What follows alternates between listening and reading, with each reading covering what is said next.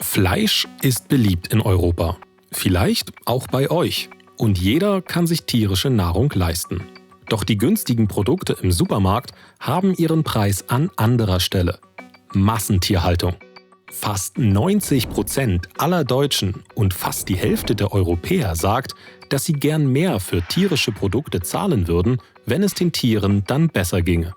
Aber wie konnte es eigentlich zur Massentierhaltung kommen?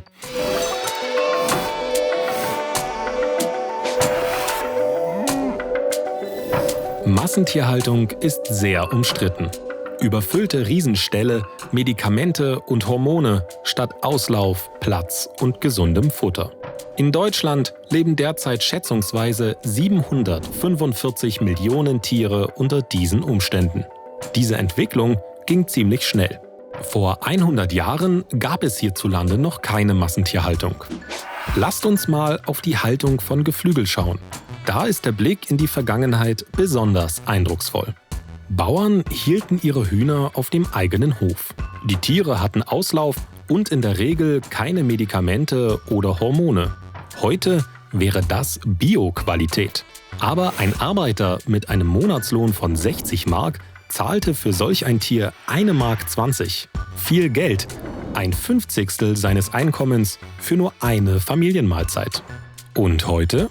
Ein Biohähnchen vom Bauernhof kostet im Laden durchschnittlich knapp 30 Euro. Für einen Mindestlohnempfänger ist das genauso teuer wie für den normalen Arbeiter vor 120 Jahren. Wieder ein Fünfzigstel des Monatsbudgets. Doch das Biohuhn hat ein gutes Leben geführt. Es wurde artgerecht gehalten, bekam keine Antibiotika oder Hormone und schmeckt entsprechend besser. Ziemlich gut, oder? Also zurück zum Sonntagsbraten von 1900? Damals arbeitete gut 1/3 aller Erwerbstätigen in der Land- und Forstwirtschaft. Diese Menschen versorgten sich und die Städter mit Lebensmitteln. Die Industrialisierung mit ihrem Bedarf an Arbeitsplätzen führte dazu, dass mehr Menschen in die Städte zogen und weniger auf dem Land lebten. Auch der Wohlstand wuchs und mit dem Wohlstand der Appetit auf Fleisch.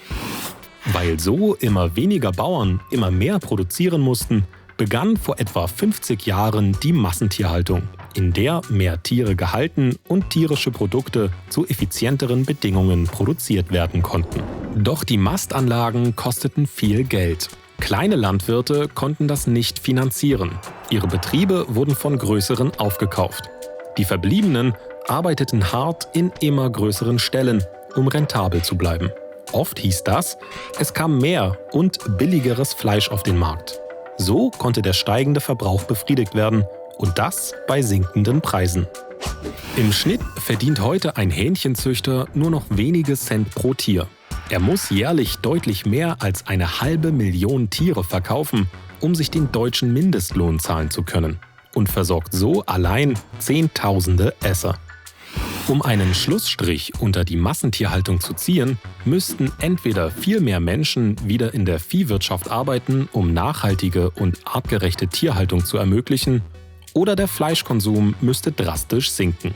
Beide Wege beginnen mit einem Bewusstsein für die Herkunft des Fleisches auf dem Teller. Eine moderate Abgabe auf Fleisch und andere tierische Lebensmittel würde dazu beitragen, die Haltungsbedingungen in den Ställen zu verbessern und gleichzeitig den tierhaltenden Landwirten eine Perspektive zu bieten.